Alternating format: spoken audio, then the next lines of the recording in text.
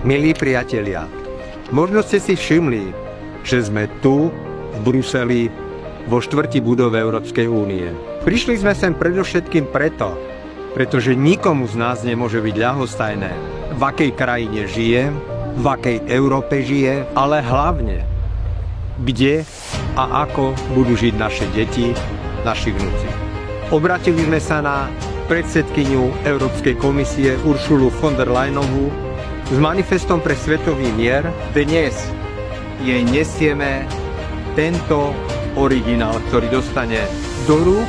Rovnako takto sme sa obratili v tomto smere i na pápeža Františka vo Vatikáne. Ide o kampaň 7 statočných žien, ktoré sú na kandidátnej listine našej politickej strany SOS-K a vyzývajú politikov členských štátov Európskej únie, aby si osvojili výzvu pápeža Františka na ukončenie všetkých vojnových konfliktov a boli na strane rokovaní o mieru.